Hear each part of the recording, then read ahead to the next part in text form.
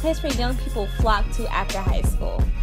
Where in high school, most students were trapped in their school uniforms and others were able to express their passions for fashion, but with limitations. Now you can truly be who you want to be. Why? Because you're an adult now, of course. You can now make all your decisions without judgments or recompense. Or can you? We will explore clothing and if it has anything to do with the success of a student in a college classroom. Do you dress for success or do you threads for success?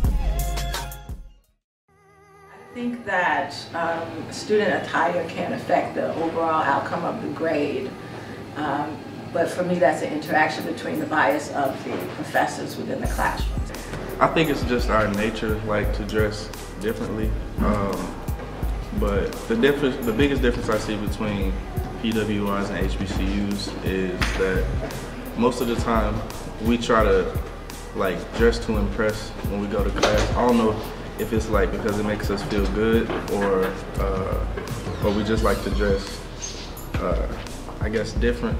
But in PWIs I feel like they kind of dress down, like they wear jogging pants to class most of the time. Just based off my previous experiences and some of my friends that go to PWIs, they wear jogging pants to class, sweatshirts, t-shirts, while on the other hand we try to dress up, maybe dress in a suit sometimes, depending on what day it is. It all depends on like the activities on campus.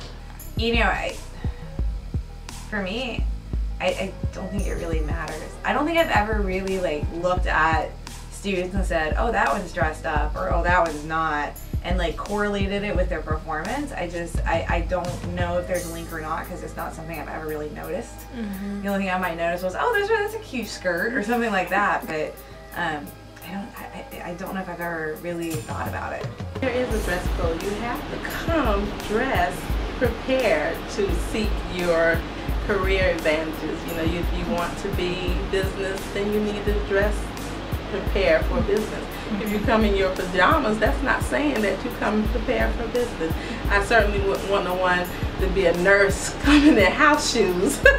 So yes, it is very important. I say that it reflects your attitude and how serious you take it if you come dressed appropriate. I just have not noticed that it's made a difference in their ability or my ability to teach or their ability to perform in class or do well or graduate, that I have any evidence of otherwise. Depending on the weather, here in Savannah, people sometimes are very, trying to think of the right word, very loose with their dress. Sometimes people like to wear t-shirts that have all kinds of sayings on them, and sometimes it could insult or hurt somebody else. So there's different reasons why I would think a dress code is definitely necessary. There's often times where I wake up and I look for something to wear, but it doesn't work out. And by the time I'm usually stepping out of my house, it's like maybe 10 minutes, 30 minutes into class, which is really, really bad. But then, you know, Savannah State says for you to put on like clothes that you would like want to wear if you were being interviewed. They want you to wear business clothes. So if I can't find the right business outfit to wear and I'm late to class, people kind of roll out of bed and dress here. Like, dressing is not that important here at Armstrong like it is at other places that I've been. So no, it's not a big distraction because everybody kind of dresses the same. So looking back, I realized that there's no definite answer to capture a holistic picture.